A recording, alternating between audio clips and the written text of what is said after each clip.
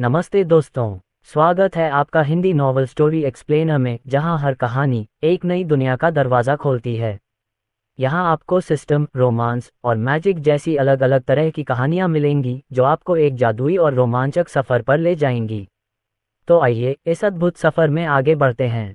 अध्याय 211 अच्छी नींद लें। अध्याय 211 अच्छी नींद लें। जांचें कि क्या यह अभी भी जीवित है।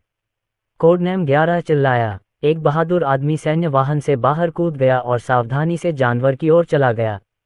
उसने जानवर पर अपनी राइफल तान दी और तैयार हो गया कि अगर वह अभी भी जीवित होता तो वह कार्रवाई कर सकता था। सभी लोग अपने हथियारों को निशाना बनाते हुए गंभीरता से देख रहे थे।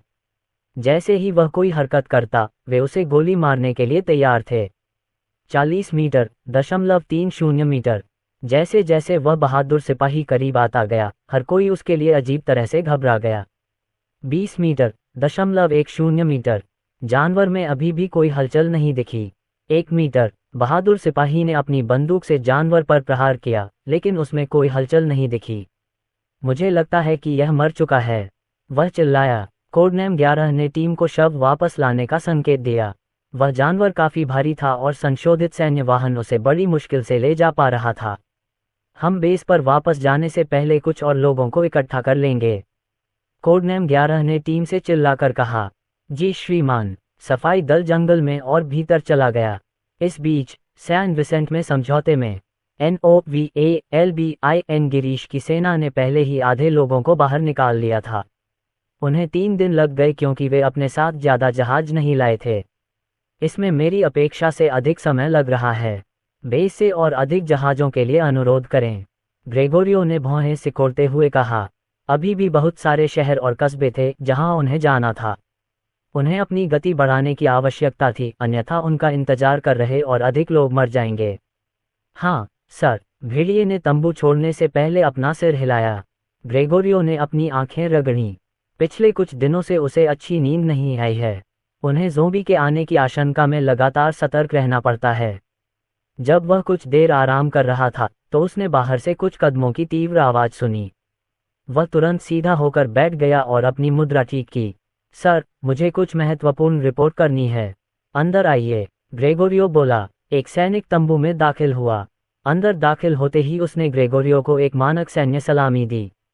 सर, ग्रेगोरियो ने अपना सिर हिलाया और पूछा, यह क्या है?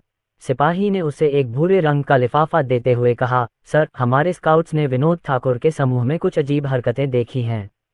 ग्रेगोरियो ने लिफाफा उठाया और उसमें रखी सामग्री देखने के लिए उसे खोला। उसमें विनोद ठाकुर और उसके अधीनस्थों की तस्वीरें थीं। तस्वीरों को देखकर ऐसा लग रहा था कि वे गुप्त रूप से एकत्र हुए थे। ग्रेगोरियो ने लिफाफा और तस्वीरें नीचे रखते हुए भौहें सिकोड़ीं।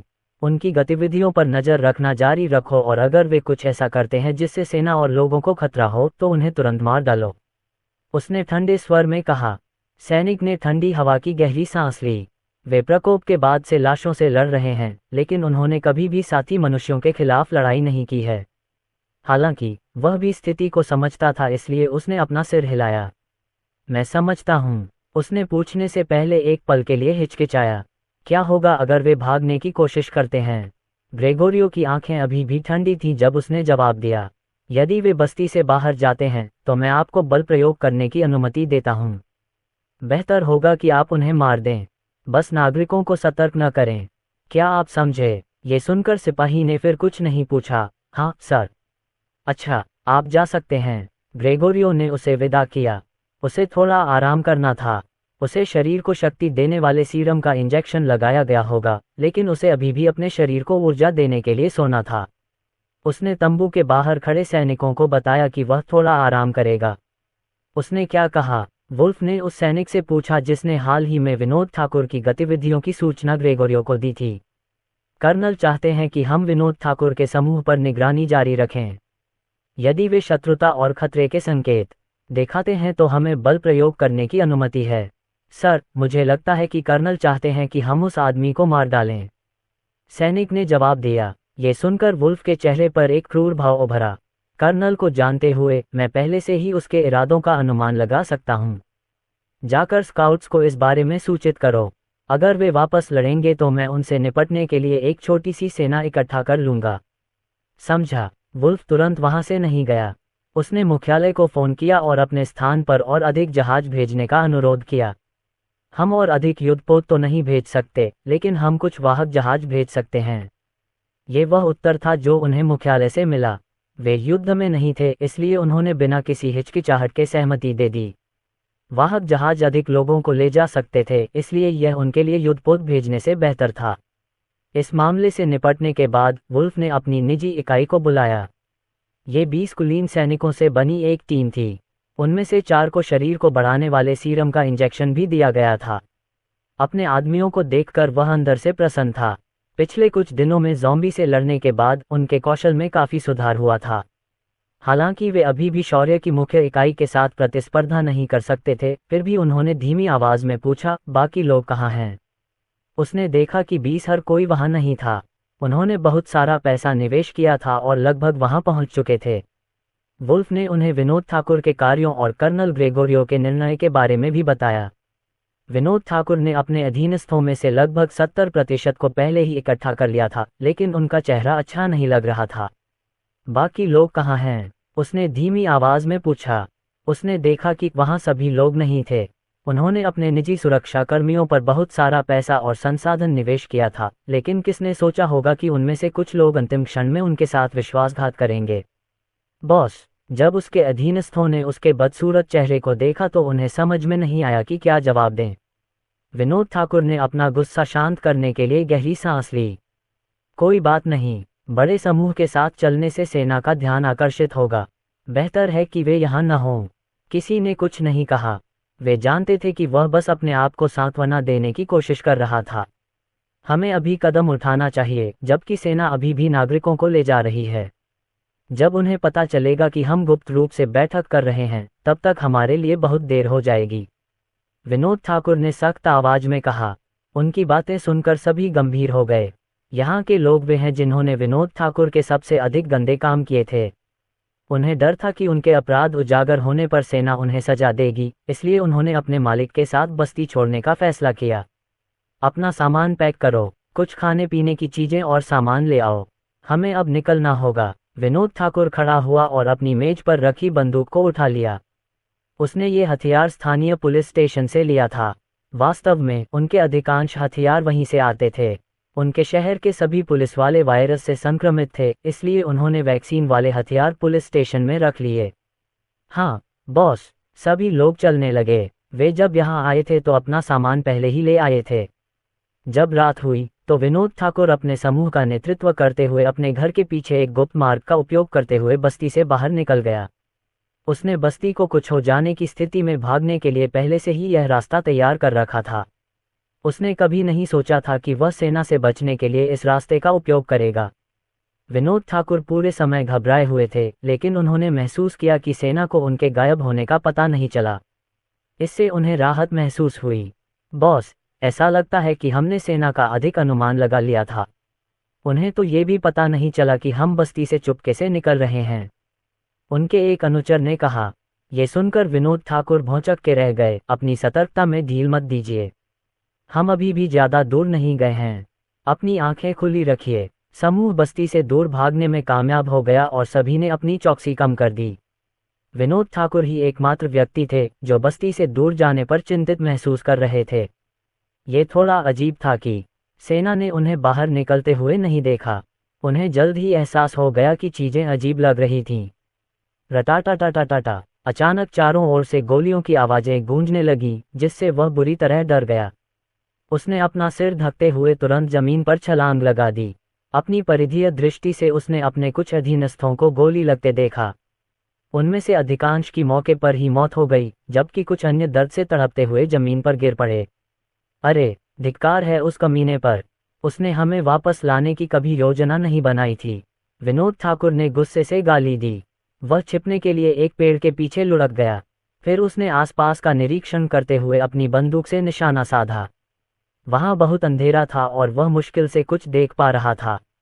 अगर उनकी टॉर्च से आने वाली रोशनी न होती तो वह कुछ भी नहीं देख पाता। फुश फुश, 2 गोलियां उसके गालों को छूती हुई निकल गईं और वह बड़ी मुश्किल से उनसे बच पाया। यदि उसने अपना सिर पीछे नहीं खींचा होता तो वह मर चुका होता। उसने बेचैनी से अपनी बंदूक पकड़ी और अपने अधीनस्थों को एक एक करके मरते हुए देखा। रटाटाटाटाटाटाटा, रटाटाटाटाटाटा। वे जवाबी हमला भी नहीं कर सके। यह एक तरफा नरसंहार था। पूरी मुठभेड़ के दौरान विनोद ठाकुर को अपने दुश्मनों की परछाई तक नहीं दिखी। उनकी आंखों में सिर्फ दुश्मनों की तेज चमक दिख रही थी। अरे, मैं यहाँ नहीं मर सकता। विनोद ठाकुर रेंगते हुए दूसरे स्थान पर पहुंचे और चमत्कारिक रूप से गोलीबारी से बच गए। रततत, रटाटाटाटाटाटा। अरे दोस्त, क्या तुम्हें कीड़े की तरह अभिनय करना अच्छा लगता है?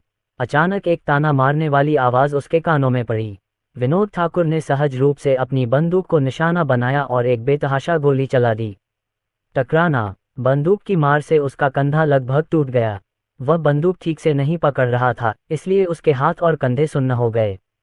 अचानक उसने बगल में एक छाया देखी, लेकिन इससे पहले कि वह कुछ कर पाता, उसने अपने सिर के पीछे तेज दर्द महसूस किया। अच्छी नींद लो, यह आखिरी बात थी जो उसने इस धरती को छोड़ने से पहले सुनी थी। कुछ करो, उसे अपने सिर के पीछे तेज दर्द महसूस हुआ। अच्छी नींद लो, यह आखिरी बात थी जो उसने इस धरती को छोड़ने से पहले सुनी थी। अध्याय 212 पुलिस बल। अध्याय 212 पुलिस बल। अंतिम शहर में गुप्त प्रयोगशाला के अंदर आदित्य एक दस्तावेज में लिखे आंकड़ों का बारीकी से निरीक्षण कर रहा था। शोधकर्ताओं ने ज़ॉम्बी वायरस के बारे में कुछ चौंकाने वाली बातें खोजी हैं। Novel 1 and Shri Saxena. Zombie virus लगातार विकसित हो रहा है और जब भी हम इसे खत्म करने की कोशिश करते हैं तो ये स्थिति के अनुकूल होने के लिए अपना डीएनए बदल लेता है। वह शोधकर्ताओं की बातें बड़ी मुश्किल से समझ पा रहा था। हालांकि उनके स्पष्टीकरण से वह ये बता सकता था कि ज़ॉम्बी वायरस को खत्म करना आसान नहीं था। विकसित जानवरों में पाए जाने वाले वायरस ज़ॉम्बी वायरस का विकसित रूप हैं। इससे भी अधिक आश्चर्य की बात यह है कि वही वायरस विकसित पौधों के जीवन रूपों के शरीर में मौजूद है। आदित्य ने दस्तावेज नीचे रख दिया और पूछा, क्या इन वायरसों का इलाज बनाना संभव है? प्रमुख शोधकर्ता चुप हो गए। देश के सबसे प्रतिभाशाली शोधकर्ता इस प्रयोगशाला में एकत्र हुए थे, लेकिन हफ्तों के शोध के बाद भी वे अभी भी अचंभित थे। उसके हाव भाव देखकर आदित्य ने अंदर ही अंदर आह भरी। उसे उम्मीद नहीं थी कि ज़ॉम्बी वायरस वास्तव में इतना शक्तिशाली था कि देश के सबसे अच्छे शोधकर्ता भी उसके सामने शक्तिहीन थे। बस कोशिश करते रहो, मुझे विश्वास है कि तुम लोग जल्द ही कुछ खोज निकालोगे। उसे समझ नहीं आया कि वह शोधकर्ता को सांत्वना दे रहा था या खुद को। फिर वह प्रयोगशाला से बाहर चला गया। प्रयोगशाला का दौरा करने के बाद आदित्य ने नवस्थापित पुलिस बल के पास रुकने का निर्णय लिया। पुलिस बल का मुख्य स्टेशन लास्ट शहर के मध्य में स्थित था। उनके आगमन पर पुलिस अधिकारी उनका स्वागत करने के लिए खड़े हो गए। नमस्कार मिस्टर सक्सेना। पुलिस अधिकारियों ने आदित्य का बहुत सम्मान किया। उसकी वजह से उनके परिवारों पर ज़ॉम्बी वायरस का असर नहीं हुआ। उन्हें एक नया घर और बेहतर जीवन का मौका मिला। फैजान रिजवी कहाँ है? आदित्य ने अधिकारियों से पूछा। ये सुनकर एक अधिकारी ने उत्तर दिया, प्रमुख नए रंगरूटों की जांच करने गए हैं। क्या ऐसा है? आदित्य तुरंत पुलिस बल के प्रशिक्षण केंद्र में गया। उनके पास एक अलग प्रशिक्षण केंद्र था, लेकिन वह सैन्य केंद्र जितना बड़ा नहीं था। फिर भी वहां सबसे आधुनिक उपकरण उपलब्ध थे और यहां तक कि एक भूमिगत शूटिंग रेंज भी थी। जब आदित्य प्रशिक्षण केंद्र पर पहुंचा तो फैजान रिजवी पहले से ही प्रवेश द्वार पर उसका इंतजार कर रहा था। जब आदित्य पुलिस बल के मुख्य भवन में आया तो उसे पहले ही किसी ने मामले की जानकारी दे दी थी, इसलिए वह आदित्य का अभिवादन करने आया। बॉस, फैजान रिजवी ने उसे सलाम किया। ये नौजवान कुछ ही समय में एक योग्य नेता बन गया था। तब तक वह आदित्य को केवल एक अमीर आदमी के रूप में देखता था। उसने कभी नहीं सोचा था कि वह एक दिन उसका बॉस बन जाएगा। जीवन वास्तव में अप्रत्याशित है। ये सोचते हुए फैजान रिजवी ने एक जटिल अभिव्यक्ति प्रकट की। आदित्य ने उसे देखकर मुस्कुराया। मैंने सुना है कि आप यहाँ भर्ती का निरीक्षण करने आए हैं। वे कैसे हैं? क्या आपको कुछ प्रतिभाशाली लोग मिले? फैजान रिजवी यह सुनकर हंस पड़े। चलो अंदर बात करते हैं। आदित्य ने उनके साथ प्रशिक्षण केंद्र की ओर प्रस्थान किया। फैजान रिजवी के अधीन पुलिस बल में 500 पुलिस अधिकारी हैं। उनमें से बहुत अधिक नहीं थे, लेकिन वे फिलहाल पर्याप्त थे क्योंकि शहर में अभी भी कोई आपराधिक गतिविधि की सूचना नहीं थी। हालांकि देश भर के नागरिकों के आने से चीजें समान नहीं हो सकती हैं। इसलिए फैजान रिजवी ने पुलिस बल के आकार को बढ़ाने का अनुरोध किया, इससे पहले कि बहुत देर हो जाए। सौभाग्य से ऋषि देशमुख और शहर के अन्य अधिकारी चतुर लोग थे। वे पुलिस बल के महत्व को भी समझते थे, इसलिए जब फैजान रिजवी का अनुरोध उनके पास आया तो उन्होंने बिना किसी हिचकिचाहट के इसे मंजूरी दे दी। हमारे पास 3000 से ज़्यादा आवेदक आए थे, लेकिन सिर्फ 42 लोग ही सभी परीक्षाएं पास कर पाए। उनमें से 2 बेहतरीन उम्मीदवार हैं। पहला है तुषार नाम का लड़का और दूसरा है 18 साल की लड़की चारवी। फैजान रिजवी को इन दोनों लोगों से काफ़ी उम्मीदें थीं। आदित्य चुपचाप सुनता रहा जब फैजान रिजवी उसे रंगरूटों के बारे में बता रहा था। जल्द ही वे भूमिगत शूटिंग रेंज में पहुंच गए। बैंग बैंग बैंग, आदित्य को गोलियों की आवाज़ पहले से ही सुनाई दे रही थी। फैजान रिजवी ने उसे कान में ईयरफ़ोन पहनने को कहा, लेकिन आदित्य ने मना कर दिया। उसने कहा, सब ठीक है। फैजान रिजवी ने जिद नहीं की। वह जानता था कि आदित्य कोई सीधा सादा आदमी नहीं है, इसलिए उसने उसे जाने दिया। जब फैजान रिजवी उन्हें फायरिंग रेंज का दौरा करा रहे थे तो रंगरूट चुपके से उनके बारे में बात कर रहे थे। वह व्यक्ति कौन है? लगता है मुखिया उसका बहुत सम्मान करते हैं, एक आदमी ने उत्सुकता से पूछा। चारवी ने उनकी बातचीत सुनी तो उसने अपनी नज़र फैजान रिजवी की तरफ घुमाई। जब उसने उस व्यक्ति को देखा जिससे वह बात कर रहा था तो चारवी आश्चर्य से बोली, यह मिस्टर आदित्य सक्सेना है, इस अड्डे के नेता। अन्य भर्तियां उसकी बातों से दंग रह गईं। वह वही है, वह बहुत जवान दिखता है। मुझे विश्वास नहीं हो रहा है कि बेस का बड़ा बॉस वास्तव में इतना युवा लड़का है। उसे कम मत समझो, मैंने सुना है कि बॉस सैन्य कमांडरों जितना ही शक्तिशाली है। क्या सचमुच? अंतिम शहर के सैन्य कमांडर पहले से ही प्रसिद्ध थे। उनके द्वारा बचाए गए लोग असंख्य थे और उनकी कहानियां पहले से ही बेस में फैल चुकी थीं। लोगों को पता था कि बेस में शक्तिशाली कमांडर हैं और वे सभी उनका सम्मान करते थे। सबसे प्रसिद्ध था करण, उसे शायद ही कभी युद्ध में भेजा गया था, लेकिन कई लोगों ने उसकी शक्ति देखी थी। अगला था शौर्य, वह कमांडरों में सबसे अधिक सक्रिय था और लोग उसे उसके भयानक युद्ध कौशल के कारण जानते थे। सबसे आश्चर्यजनक बात यह थी कि वैदेही, जिसे कभी युद्ध में नहीं भेजा गया था, वह भी प्रसिद्ध कमांडरों में से एक थी। वह केवल 3 बार से कम बाहर आए, लेकिन सभी उसकी सुंदरता से मंत्रमुग्ध थे। उन तीनों के अलावा काल, चिराग और अन्य कमांडर भी प्रसिद्ध थे। उनके बारे में सभी प्रकार की कहानियां पहले से ही शहर में थीं। जब रंगरूटों ने सुना कि आदित्य कमांडरों जितना ही शक्तिशाली है तो वे चौंक गए। ये बात कहने वाला व्यक्ति तुषार था, जो एक पूर्व किसान था जिसे क्यूजोन प्रांत में बचाया गया था। उसने यह बात कुछ समय पहले एक शराबी सैनिक से सुनी थी। चुप रहो, तुम लोग वहां क्या बकबक कर रहे हो? अपना अभ्यास जारी रखो, एक ठंडी आवाज उनके कानों में पड़ी। ये व्यक्ति सुनने के बाद रंगरूट जल्दी से अपने प्रशिक्षण स्थलों पर वापस चले गए। ये पुलिस की वर्दी पहने एक सख्त दिखने वाली महिला थी। उसका नाम ज़ारा नाइक था और वह एक पूर्व पुलिस अधिकारी थी जो ज़ोंबी प्रकोप से पहले फैजान रिजवी के साथ काम करती थी। उसकी क्षमताओं के कारण आदित्य ने उसे सीधे पुलिस लेफ्टिनेंट के पद पर पदोन्नत कर दिया। प्रकोप से पहले ज़ारा नाइक का आदित्य के साथ कुछ संघर्ष था, लेकिन आदित्य ने इस मुद्दे के बारे में ज़्यादा नहीं सोचा। उसके पास कुछ वास्तविक कौशल थे और वह पूरी तरह से पदोन्नति की हकदार थी। ज़ारा नाइक ने आदित्य को देखा जो फैजान रिजवी से बात कर रहा था। उसे आखिरकार एहसास हुआ कि उसका गुरु उसके लिए काम करने को क्यों तैयार था। आदित्य एक भरोसेमंद नेता था। इस बीच आदित्य को यह नहीं पता था कि भर्ती वाले उसके बारे में बात कर रहे थे। वह सिर्फ फैजान रिजवी की बातें सुन रहा था जो उसे पुलिस बल के लिए अपनी भविष्य की योजनाओं के बारे में बता रहा था। बॉस, बेस जल्द ही अपनी अधिकतम क्षमता तक पहुंच जाएगा और अतिरिक्त लोगों को कैटिंडुआनेस में भूमिगत बंकर में स्थानांतरित करने की आवश्यकता हो सकती है। मुझे लगता है कि हमें वहां लोगों पर नज़र रखने के लिए 100 पुलिस अधिकारियों को भेजने की ज़रूरत है। सेना व्यस्त है, इसलिए वे इन मामलों से निपटने में सक्षम नहीं होंगे। आदित्य ने सहमति में सिर हिलाया।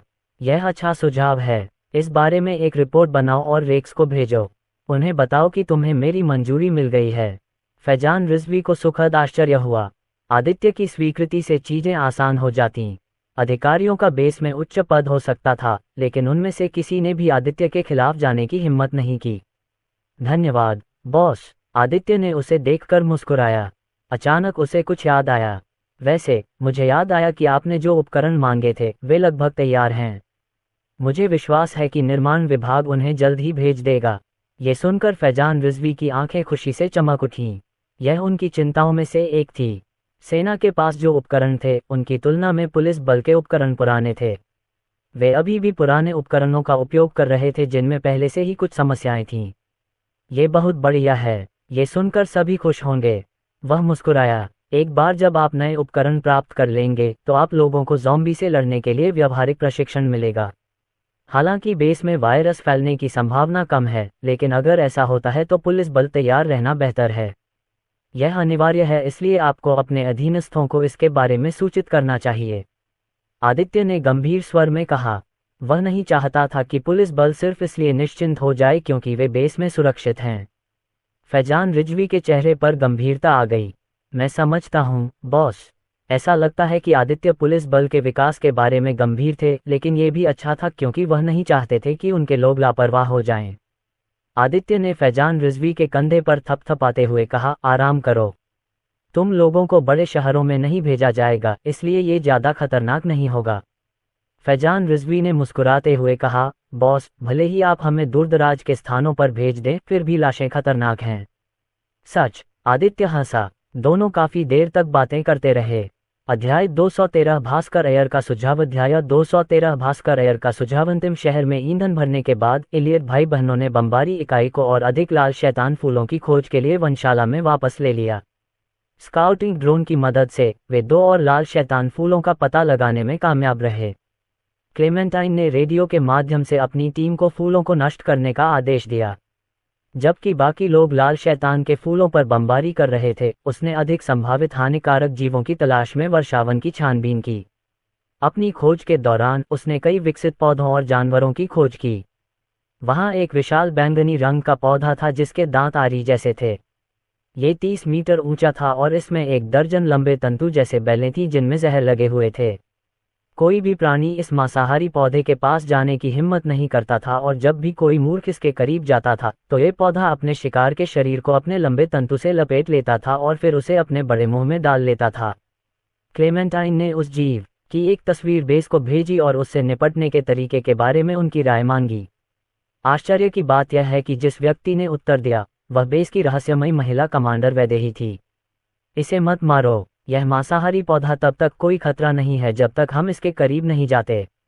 हम इसका उपयोग विकसित जानवरों को मारने के लिए भी कर सकते हैं। क्लेमेंटाइन उसके शब्दों से दंग रह गई। क्या आप विकसित जानवरों को इस संयंत्र की ओर आकर्षित करने की योजना बना रहे हैं? ये सही है। ऐसे उपयोगी प्राणी को मारना दुखद होगा, जबकि हम उसका उपयोग कर सकते हैं। हमें बस विकसित जानवरों को उस मांसाहारी पौधे के क्षेत्र में आकर्षित करने का कोई तरीका निकालना है। वैदेही के शब्दों ने कमांड सेंटर में सभी को आश्चर्यचकित कर दिया। कोई आश्चर्य नहीं कि उसे क्षेत्र का मस्तिष्क कहा जाता था। केवल वैदेही ही ऐसे दोषरहित विचारों के साथ आ सकती थी। समझ गया। क्लेमेंटाइन ने देर नहीं की और अपने विमान को दूसरी दिशा में ले जाने के लिए युद्धाभ्यास किया। उसका काम वर्षावन में खतरे को खत्म करना था और योजना बनाना कमांड सेंटर का काम था। उसे बस उनके निर्देशों का पालन करने की जरूरत थी। कमांड सेंटर में वैदेही ने बेस के सभी रणनीतिकारों को बुलाया। क्रिजिया रोसालेस, नवनियुक्त भास्कर अय्यर और कुछ और चतुर लोग इकट्ठे हुए। ये वह मांसाहारी पौधा है जिसे वनशिला में हमारी बमबारी इकाई ने खोजा था।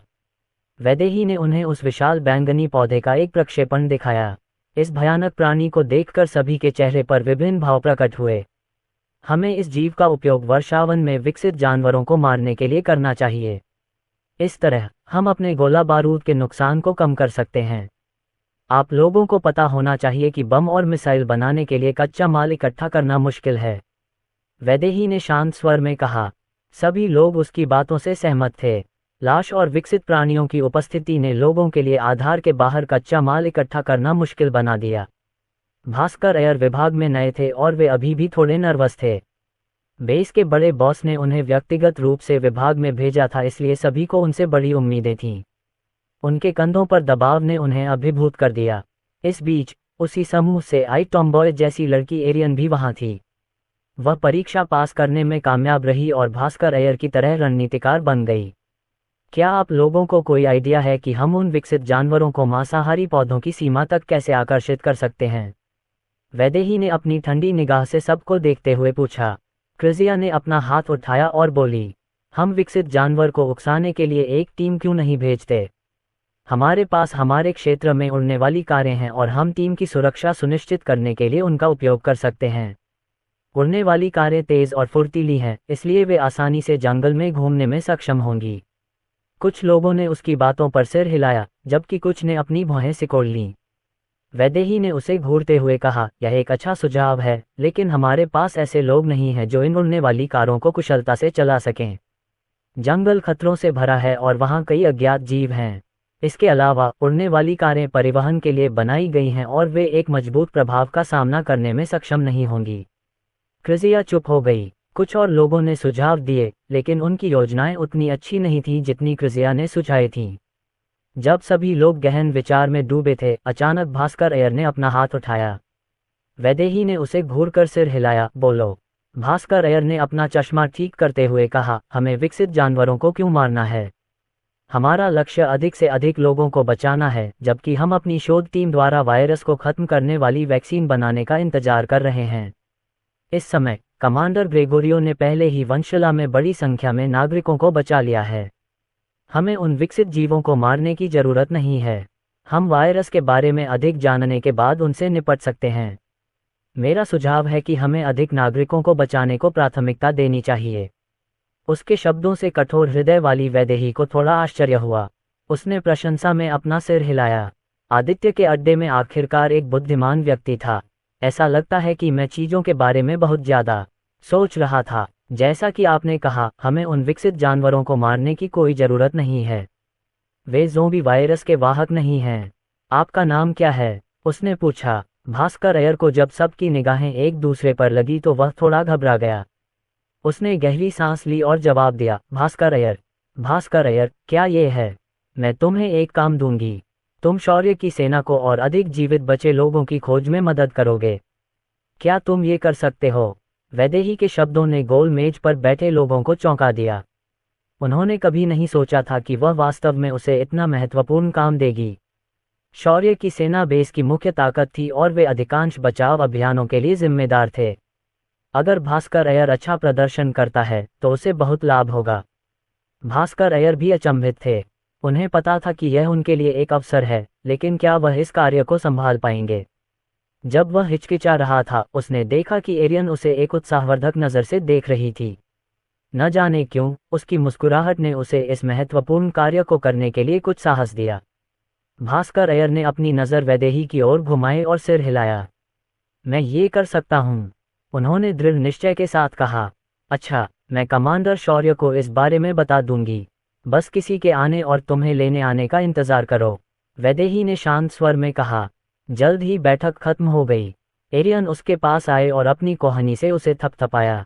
बहुत बढ़िया काम। काम के पहले ही दिन तुम्हें इतनी महत्वपूर्ण भूमिका मिल गई। तुम पर मुझे वाकई गर्व है। मैं बाद में अपने दोस्तों के सामने इस बारे में शेखी बघार सकती हूँ। भास्कर अय्यर उसकी बातें सुनकर मुस्कुराए बिना नहीं रह सके। सच तो यह है कि उसकी वजह से ही उनमें ये काम स्वीकार करने का साहस आया। उन्हें नहीं पता था कि क्यों, लेकिन अचानक उन्हें लगा कि वह इस टॉमबॉय जैसी महिला की ओर आकर्षित हो गए हैं। आप ऐसा न करें। अगर आप हमारी उपलब्धियों के बारे में शेखी बघारेंगे तो उनमें से कुछ लोग नाराज हो सकते हैं। हमारे कुछ दोस्त घमंडी हैं। उन्होंने अपना सिर हिलाया। ये सुनकर एरियन की मुस्कान गायब हो गई। तुम सही हो, तो मैं केवल कार्लो और चार्वी को बताऊंगी। वह हंसी। भास्कर अय्यर को उसकी बातें सुनकर आश्चर्य हुआ।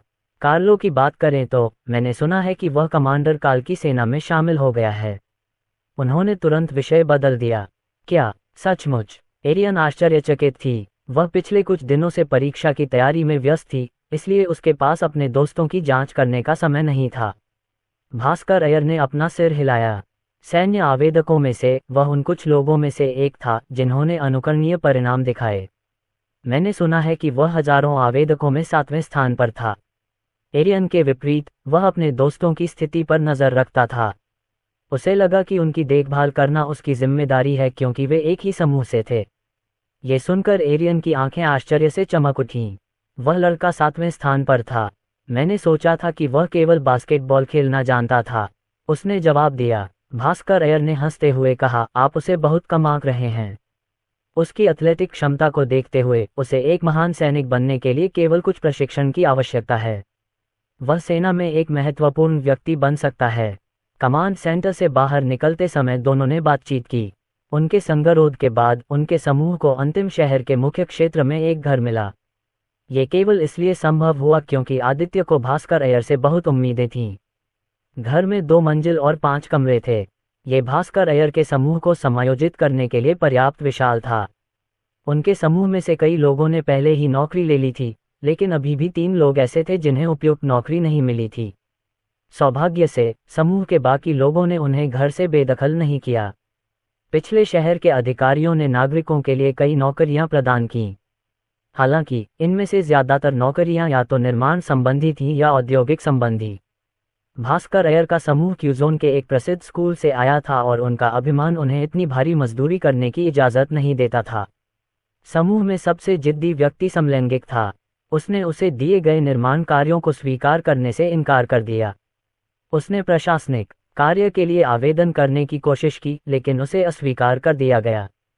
पिछले कुछ दिनों से वह काफ़ी क्रोधित था।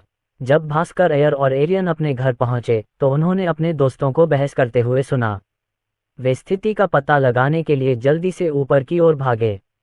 अध्याय 214 आश्रय में परेशानी। अध्याय 214 आश्रय में परेशानी। क्या अब आप लोग मुझे नीची नज़र से देख रहे हैं क्योंकि मुझे अभी तक नौकरी नहीं मिली है?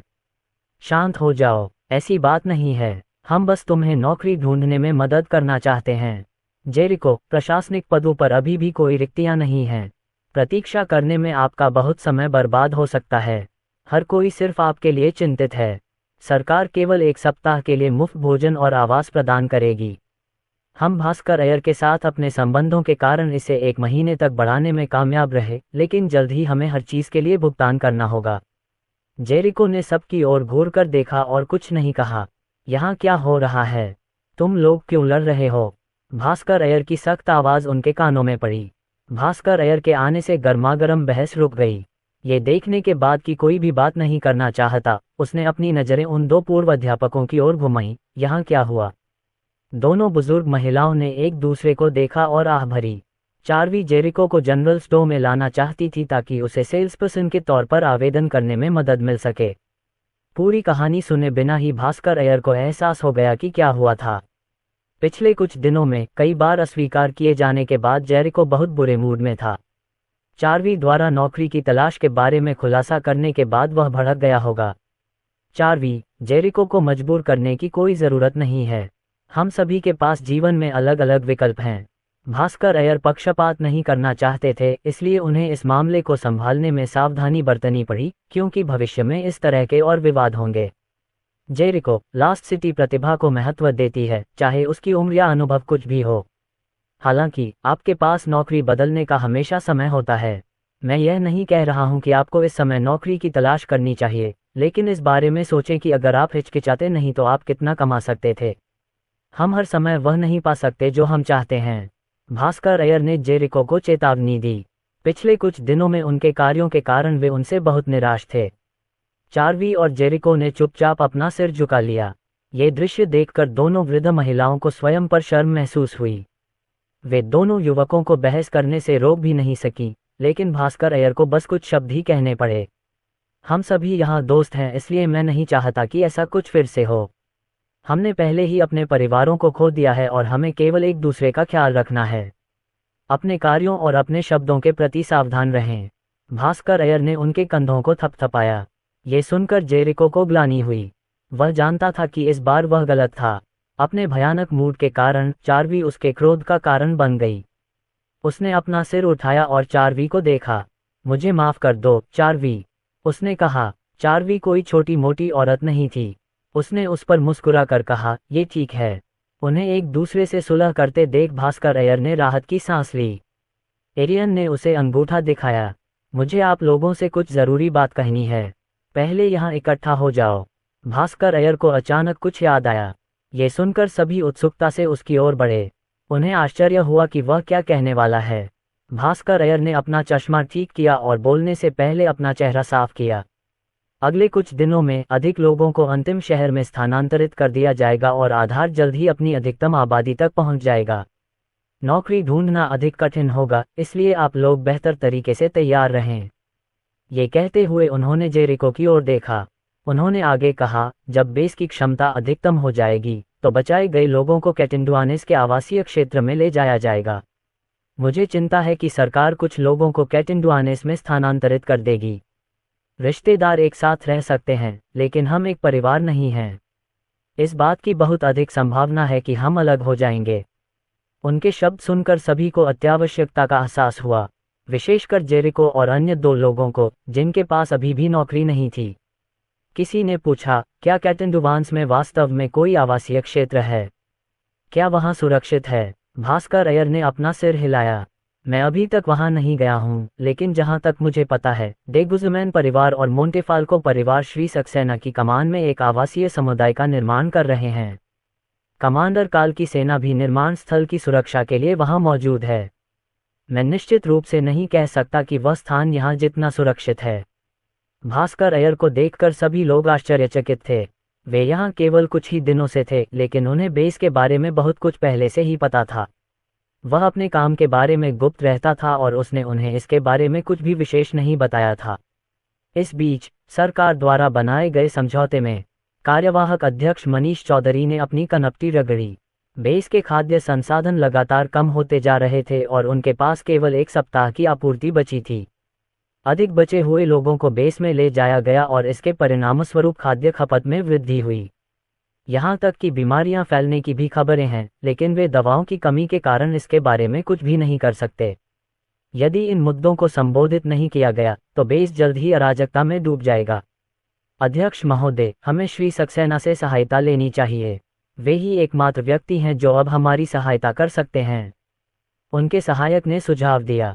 मनीष चौधरी ने ये सुनकर आह भरी। सोचना पड़ता है कि हमें एक व्यक्ति से समर्थन मांगना है।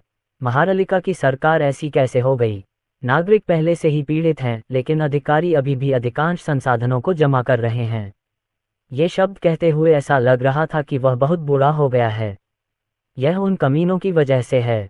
क्या उन्होंने सोचा था कि हम नहीं देखेंगे कि वे हमारी आपूर्ति चुरा रहे हैं?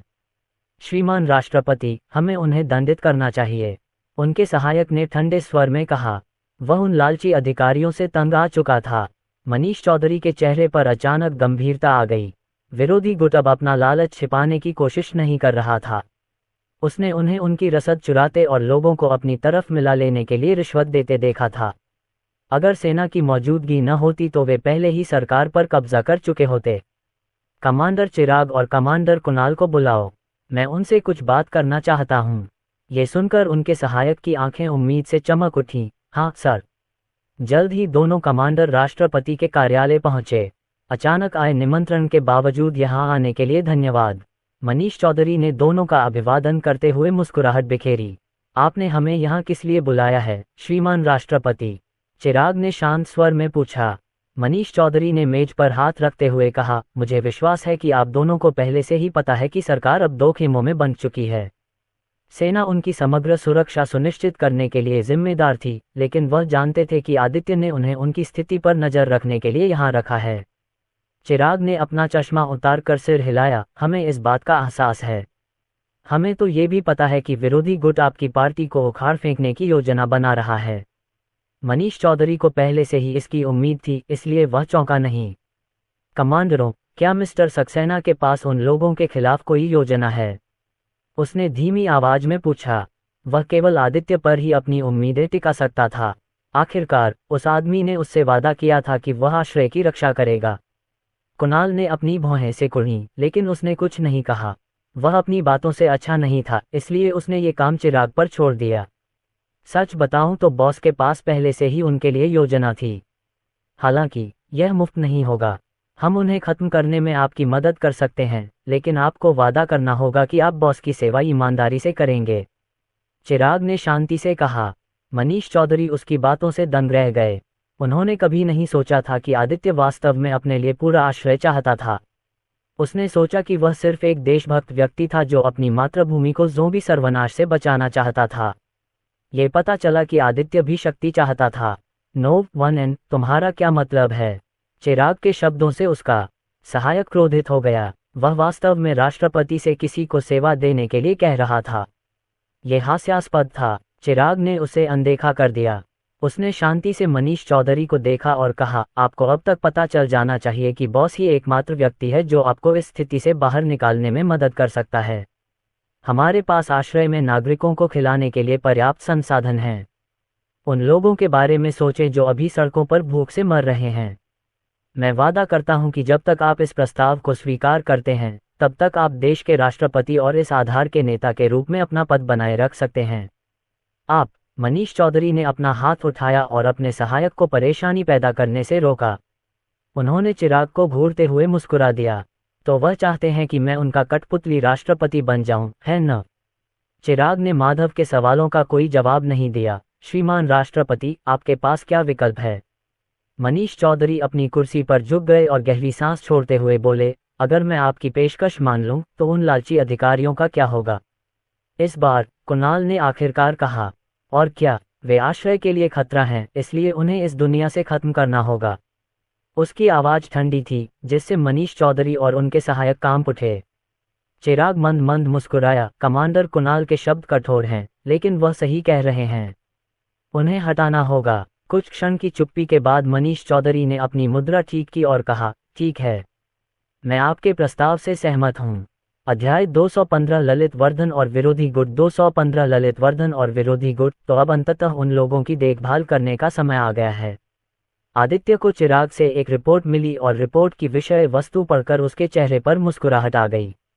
शुरू में वह आश्रय पर नियंत्रण हासिल नहीं करना चाहता था क्योंकि यह उसके लिए बहुत बड़ी जिम्मेदारी होती।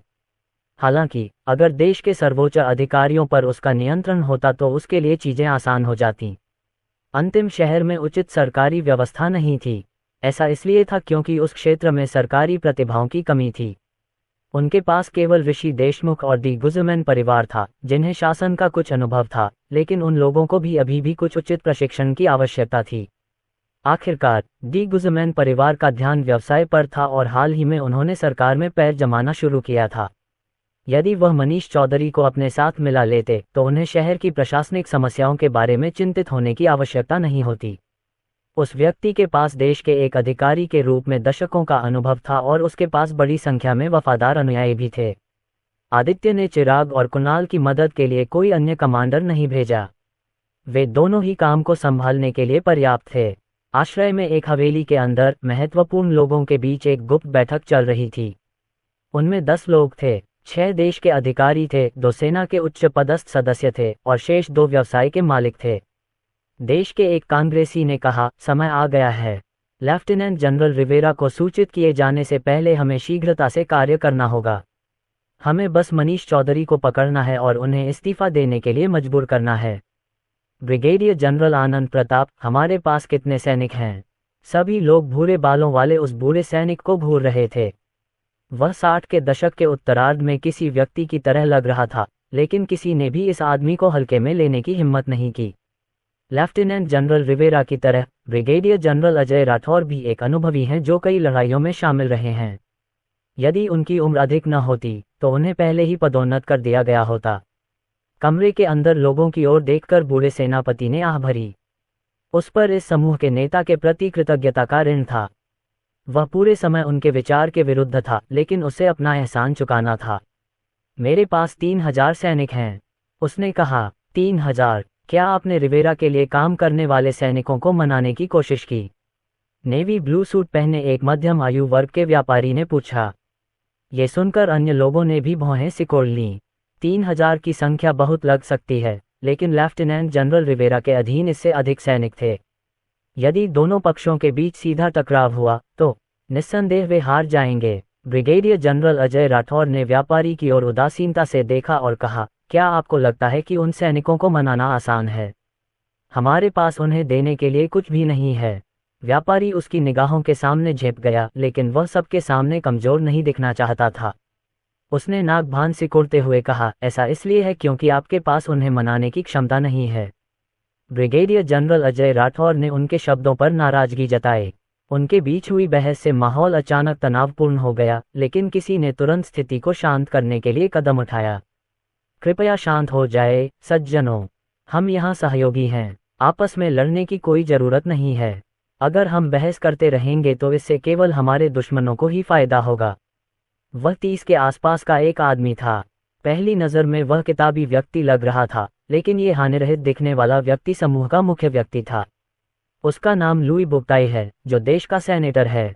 ब्रिगेडियर जनरल अजय राठौर ने ललित वर्धन को घूर कर देखा और गहरी सांस ली। व्यापारी के शब्दों ने उन्हें क्रोधित कर दिया, लेकिन उन्हें लुई का सामना करना पड़ा क्योंकि वह इस आदमी के ऋणी थे। इस बीच व्यापारी मन ही मन राहत महसूस कर रहा था। वह डर गया था जब बूढ़ा जनरल उसे इतनी ठंडी निगाहों से देख रहा था। वह लगभग भूल ही गया था कि वह अब उतना शक्तिशाली नहीं रहा जितना पहले था।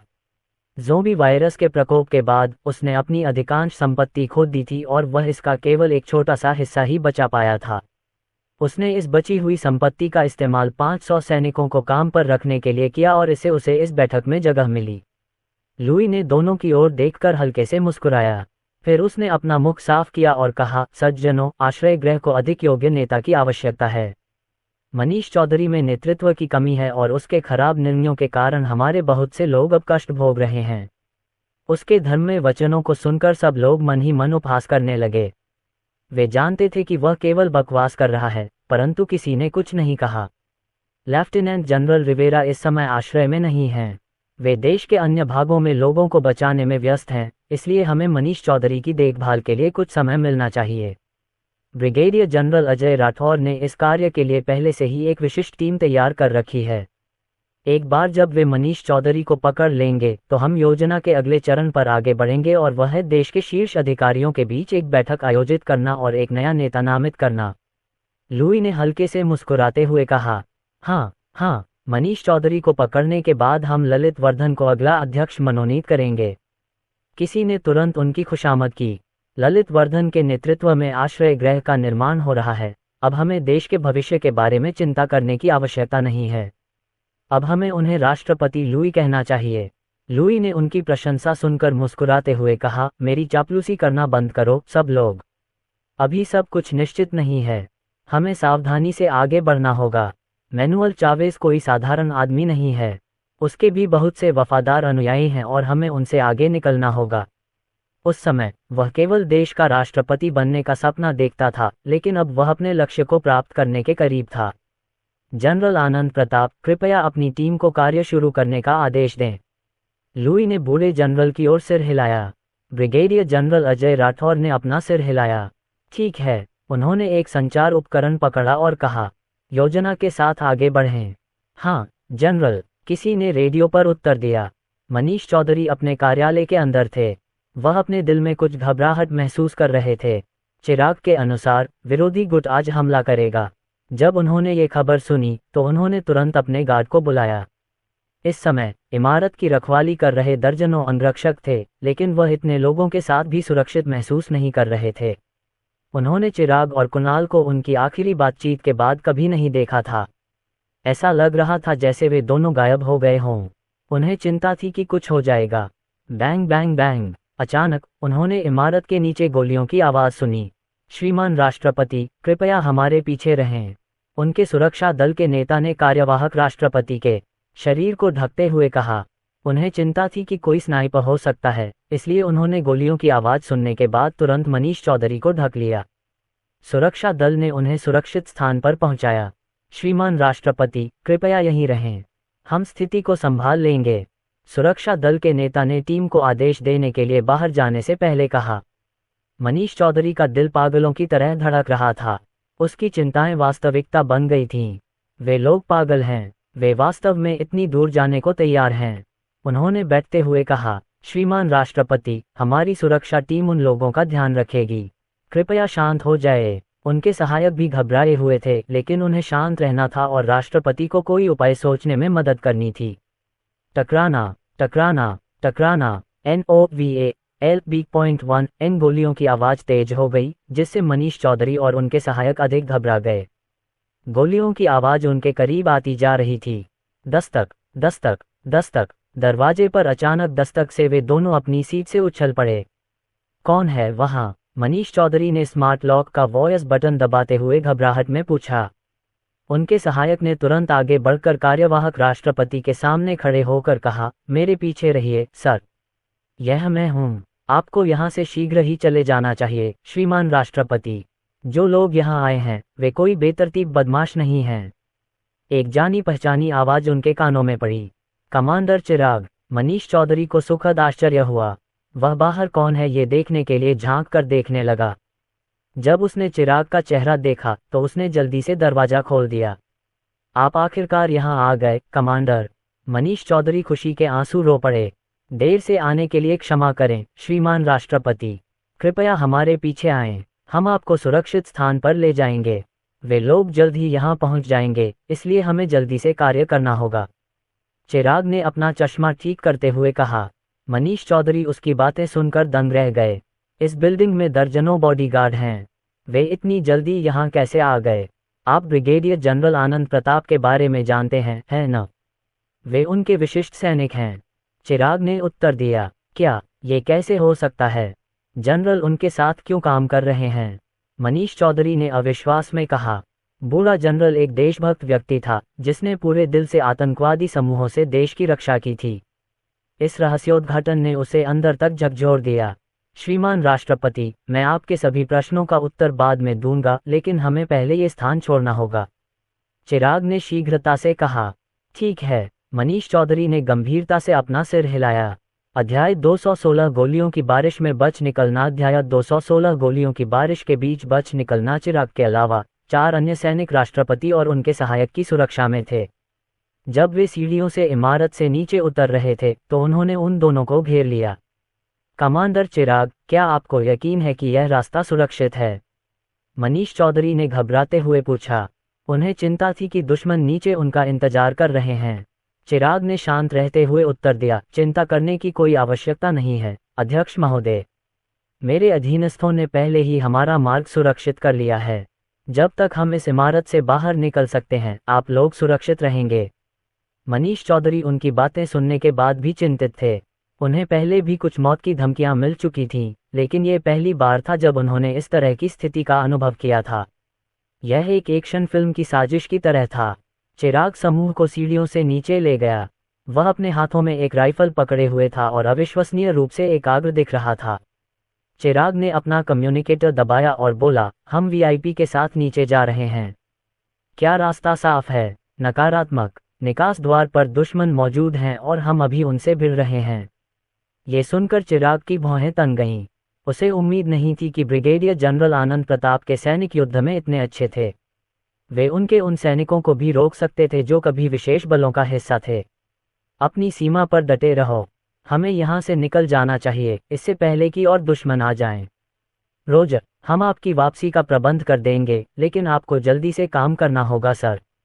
हाँ। चिराग के चेहरे पर गंभीरता छा गई। उसने कार्यवाहक राष्ट्रपति की ओर देखा और कहा, श्रीमान राष्ट्रपति, चाहे कुछ भी हो जाए आपको नीली कार के अंदर ही बैठना है। हर समय अपना सिर नीचे रखना है। मनीष चौधरी ने घबराहट में सिर हिलाया। समझ गया।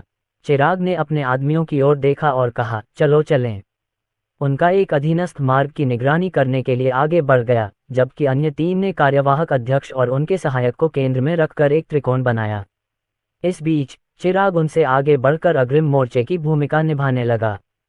वे नीचे से गोलियों की आवाज सुन सकते थे और जैसे जैसे वे निकास द्वार के करीब पहुंच रहे थे, आवाज और भी तीव्र होती जा रही थी। रटाटाटाटाटा, रटाटाटाटाटा, धमाका, धमाका, धमाका, धमाका। मनीष चौधरी ने अपने हाथों से अपना सिर ढक लिया, जबकि उनके सहायक ने भी बहादुरी से अपने शरीर का उपयोग करके उन्हें बचाया। मनीष चौधरी ने अपना सिर उठाने की हिम्मत नहीं की। उन्हें डर था कि कोई आवारा गोली उनका सिर उड़ा देगी। श्रीमान राष्ट्रपति, हम लगभग बाहर निकलने वाले हैं। उनके सहायक की कांपती आवाज उनके कानों में पड़ी। मनीष चौधरी इमारत के नीचे तक दौड़ने के कारण पहले से ही सांस फूलने लगे थे और अब वे एक शब्द भी नहीं बोल पा रहे थे। उन्होंने अपने सहायक के शब्दों का जवाब देने के लिए केवल मंद ध्वनि निकाली। हम लगभग पहुंच ही गए हैं। वीआईपी लोगों की रक्षा करो। सबसे निचली मंजिल पर पहुंचते ही उन्होंने चिराग की सख्त आवाज सुनी। 4 सैनिकों ने कार्यवाहक राष्ट्रपति और उनके सहायक को बचाने के लिए एक वर्ग का निर्माण किया। इस बीच चिराग उनके पीछे हटने की प्रक्रिया को कवर करने के लिए वहां मौजूद रहे। रटाटाटाटाटाटाटा, रटाटाटाटाटाटाटा। मनीष चौधरी को पता नहीं था कि क्या हो रहा है।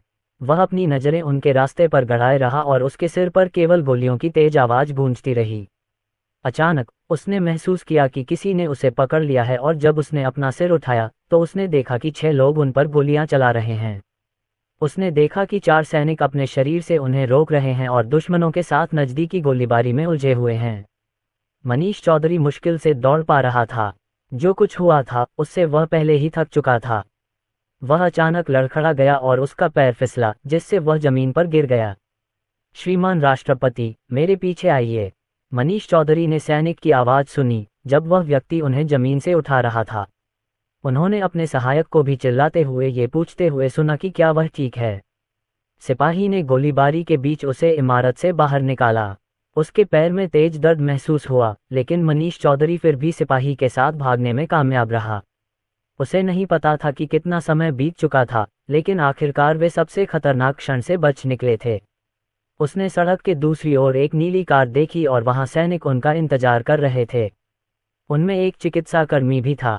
मुझे लगता है कि मुझे गोली लगी है, मनीष चौधरी ने कहा और अपना सिर नीचे करके अपने पैर को देखा।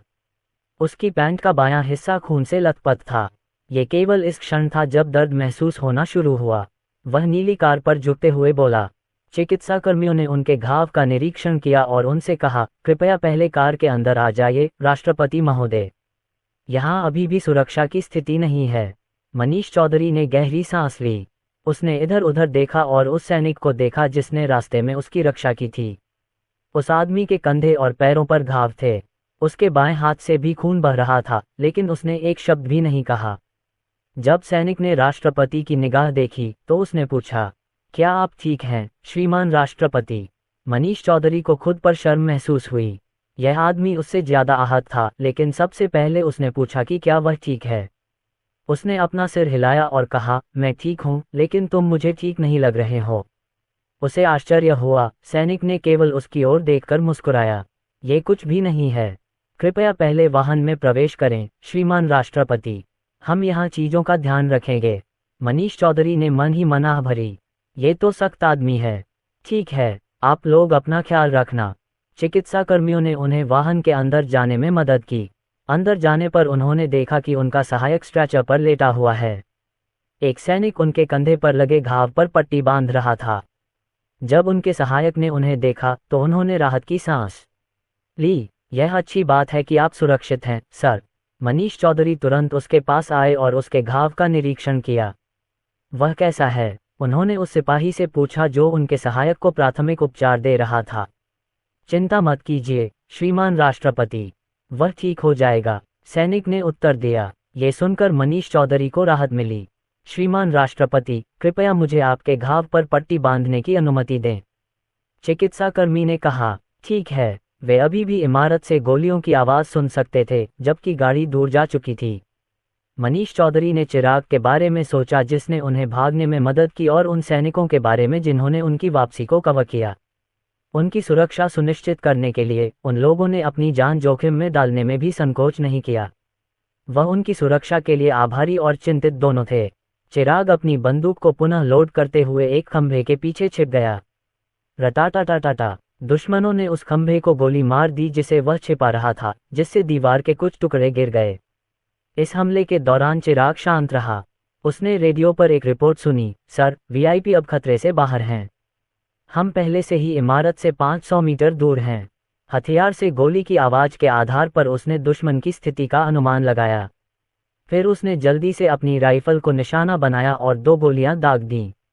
धमाका, धमाका, धमाका, धमाका। चिराग ने ये देखने की जहमत नहीं उठाई कि उसने किसी को मारा है या नहीं। वह जमीन पर लौट गया और अपनी स्थिति बदल ली। सर, वीआईपी अब खतरे से बाहर हैं। हम पहले से ही इमारत से 500 मीटर दूर हैं। उन्होंने रेडियो पर एक रिपोर्ट सुनी। ये सुनकर चिराग ने अपना कम्युनिकेटर दबाया और कहा, चलो चलें।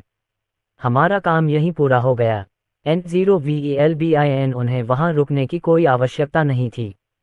उनका उद्देश्य राष्ट्रपति को बचाना था और अब चूंकि वह सुरक्षित हैं, इसलिए वे उस क्षेत्र से बाहर निकल सकते थे। रोजर, जी श्रीमान, आपने क्या कहा? ब्रिगेडियर जनरल की रिपोर्ट सुनते ही ललित वर्धन का चेहरा काला पड़ गया। बूढ़े जनरल ने अपना सिर नीचे कर लिया। उन्होंने मनीष चौधरी को पकड़ने के लिए अपनी कुलीन टीम भेजी, लेकिन वे असफल रहे। उनके आदमियों की रिपोर्ट के अनुसार कुलीन इकाई के 22 लोग मारे भी गए। उन्हें पता था कि कार्यवाहक राष्ट्रपति का सुरक्षा दल ऐसा करने में सक्षम नहीं था, इसलिए उन्होंने अनुमान लगाया कि यह लेफ्टिनेंट जनरल रिवेरा के लोगों का काम है। सेनेटर, लेफ्टिनेंट जनरल रिवेरा के लोगों ने हस्तक्षेप किया है। ये हमारी उम्मीदों से परे था, बस। ललित वर्धन का चेहरा उदास और उदास था। उन्होंने इस बात की योजना बहुत पहले से बना रखी थी, लेकिन वे पहले ही चरण में विफल हो गए।